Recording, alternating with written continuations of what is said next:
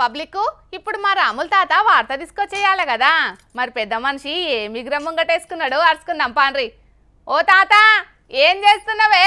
Hello, అరే ఆగుర్రా అయ్యా, నేను పిల్లగానుల ఇంటికి వచ్చిండ్రా, నేను మాట్లాడతా కానీ ఆగుర్రి. అరే పిల్లగాడు ఏదన్నా ఆవేశంలో మాట్లాడిండో లేకపోతే ఎవరన్నా ఎక్కిస్తారని అట్లా అన్నాడో ఏమో. ఆయన అన్నంత మాత్రాన ఆగుతుందా? నేను మాట్లాడినాక మళ్ళీ ఫోన్ చేస్తా కానీ నువ్వు ఆగు, ఫోన్ కత్తిరింగ్ చేయి. ఊరికే ఒక్కటే ముచ్చట. పిల్ల ఉన్నావానా? మా ముసలోడు ఫోన్లలోనే పంచాదులు తస్పే చేస్తాడు. ఎవరిది కావచ్చు? ఓ తాత ఎవరి గురించే ఫోన్లా నేను మాట్లాడతా అని సంధానించుతున్నావు? ఓలే ఇదేనా పిల్లగా పద్ధతి? నువ్వు మాట్లాడే పద్ధతి ఇదేనా? ఇటుకెళ్ళి నాకెళ్ళి చూడు. కన్న తల్లి చిన్నప్పుడే కాలం చేసిన కట్టపడి కూలిని ఆలోచన చేసుకొని మంచిగా పెద్ద చదువులు చదివి బుద్ధిమంతుని అయినవనే కదా నేను వాళ్ళకు మాట ఇచ్చి నడవబడ్డది. ఇప్పుడు నువ్వు కాదంటే ఏం పద్ధతి అన్నట్టు చెప్పు, ఇది పద్ధతేనా? తాత నేను ఇప్పుడు బిజీగా ఉన్నా, రేపు పొద్దుగాల మాట్లాడతాను. ఈ నుంచి పో ఇప్పుడు. హాగో మా తాతోటి మాట్లాడుతుంటే నువ్వు బిజీగా ఉన్నా అని చెప్తున్నావేంది అన్న? ఆయన అడిగిన దానికి సమాధానం చెప్పరాదా? ఇది పద్ధతి కాదురా చిన్న. పిల్లగాడు ఇగ్రవంతుడు, సొక్కం పూస, ఎసొంటి లంగాలు వాటి లేవు. పిల్లనిస్తే సుఖపడుతుంది అని చెప్పి నేను వాళ్ళకు మాట ఇచ్చి నడవబడితే నీకు పిల్లనిస్తాను ఒప్పుకున్నారు. ఇప్పుడు నువ్వు కాదు అని అంటే ఏం పద్ధతి అన్నట్టు చెప్పురా, ఇది పద్ధతేనా? అప్పుడు అవునానా తాత, ఇప్పుడు కాదంటానా? పెళ్ళి అయితే కాలేదు కదా, ఇప్పుడు ఏమైతుంది? ఊకోరు సపరేక ఊకోవాలనా? ఇటువంటి మాటలు మాట్లాడడానికి నీకు జర్రంతా సిగ్గుశరం అనిపించలే? అరే చిన్న ఏం పద్ధతి అన్నాడు చెప్పు. వరపూజ పూల పనులు చేసుకున్నాక పిల్లోళ్ళు పెళ్లి ఏర్పాట్లు చేసుకుంటా అంటే ఇప్పుడు పెళ్లి వద్దా అంటే ఏందన్నట్టు? ఏం కాలే కదా, పెళ్లి కాలే కదా, అప్పుడు వద్దన్నా ఇప్పుడు వద్దంటానంటే ఏం పద్ధతి అన్నట్రా? ఏ తారీఖు మాట్లాడతావు నువ్వు? కొద్దిగా నీకు బుద్ధి జ్ఞానం ఉన్నదా? ఓ తాత నువ్వు అన్నని ఏమన్నా గాని ఇంతకు ముచ్చటేందో నాకు చెప్పు, నేను అన్నకు నచ్చ చెప్తా గాని. అరేగా మన కొసవాడకుండే ఉప్పులలో కోచిగాడు వాళ్ళ చెల్లెకు మంచి సంబంధం కావాలే తాత ఏమన్నా ఉంటే చూడే తాత అని చెప్పేసి అంటే ఇగో ఈ మొగోడు మస్తు సుఖం పూస, ఈ పిల్లగానికి ఇచ్చేది ఉంటే మంచిగా సుఖపడుతుందిరా మీ చెల్లె అని చెప్పి ఏమైనా తిప్పలైతే నాది జిమ్మదారిరా అని చెప్పి సంబంధం మాట్లాడి పెళ్లి ఖాయం చేసుకున్నాం. వరపూజ కూడా పోసుకున్నాం. పిల్ల కట్నం కింద హైదరాబాద్ పట్టణంలో 2 కోట్ల విలువ చేసే డబుల్ బెడ్రూమ్ ఇల్లు కూడా ఇచ్చిండు. మరి ఇప్పుడేమో వద్దు నాకు ఆ పెళ్లి వద్దని అంటాను. ఆ డబుల్ బెడ్రూమ్ ఇల్లు సర్కార్దేనట, నన్ను ఇప్పుడు ఏం చేయంటాను? మరి భారత్ రిజిస్ట్రేషన్ చట్టం ప్రకారం సర్కారు భూములను రక్షించేటందుకు 22A అనే చట్టాన్ని తెలంగాణ సర్కార్ తీసుకొచ్చిందే. దాని కింద హైదరాబాద్ లో చాలా అపార్ట్మెంట్లు ఉన్నాయటనే.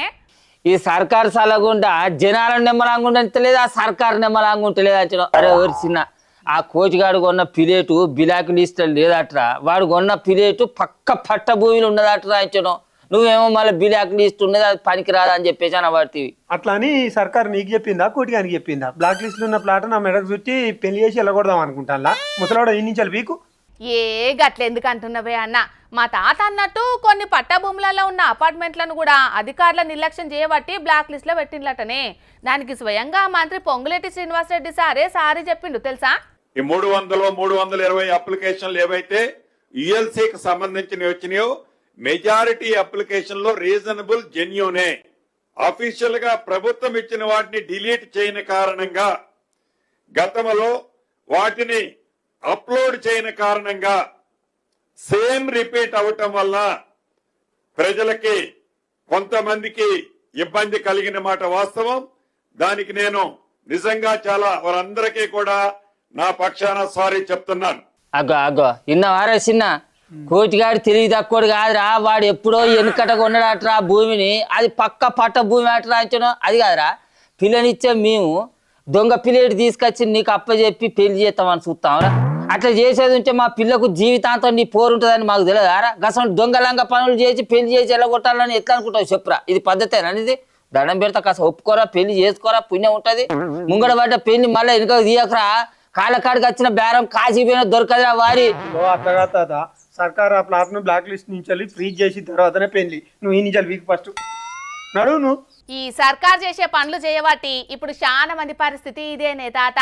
నిన్న మొన్న ప్లాట్లు కొన్నోళ్ళు, బ్యాంకులో కుదువు పెట్టి అప్పులు తెచ్చుకున్నోళ్ళు, ఊళ్ళల్లో పొలాలు అమ్మి పట్నంలో ప్లాట్లు కొన్నోళ్ళు చాలా మందికి ఇట్లనే తాలకాయలు పట్టుకుంటున్నారటనే.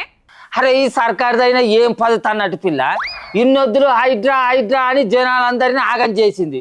ఇప్పుడు అన్ని తీర్ల పర్మిషన్లు ఉండి ఇండ్లు కట్టుకొని ఏళ్ళ తరబడి బతుకుతున్న వాళ్ళను నిద్ర లేకుండా చేయబట్టే. ఏందన్నట్టు ఈ కథ, ఈ కార్ఖానా? సో ఈ సర్కార్కు ఉండాలనే ఈ ఇండ్లు కట్టుకునేటందుకు పర్మిషన్లు ఇచ్చేది సర్కారే, ఇప్పుడు వాటిని కూల్చాలని ఆర్డర్లు వేసేది ఈ సర్కారే. ఇదేం పద్ధతి అన్నట్టో ఏమోనే.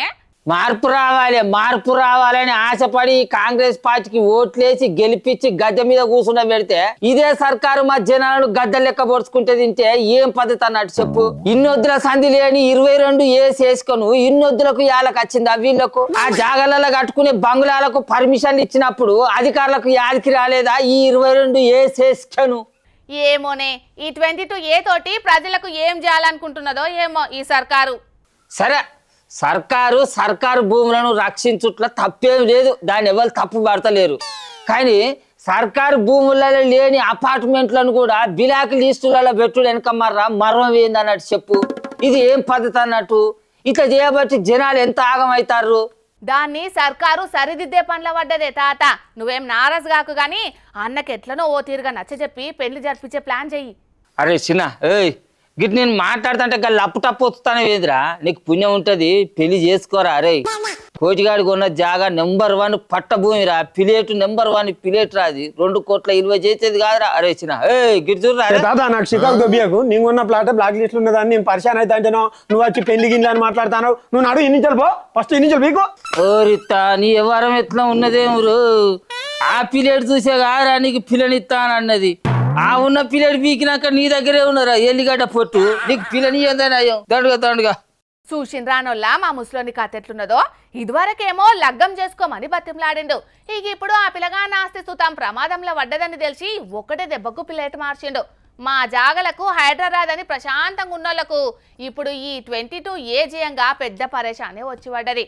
ఇక ఈ తప్పును సరి చేస్తామని సర్కార్ పెద్దలు చెప్తున్నారు కానీ అది ఎప్పుడైతుందో అందాక జనాలు ఎట్లా గోసపడాలనో ఏందో పోండ్రలా.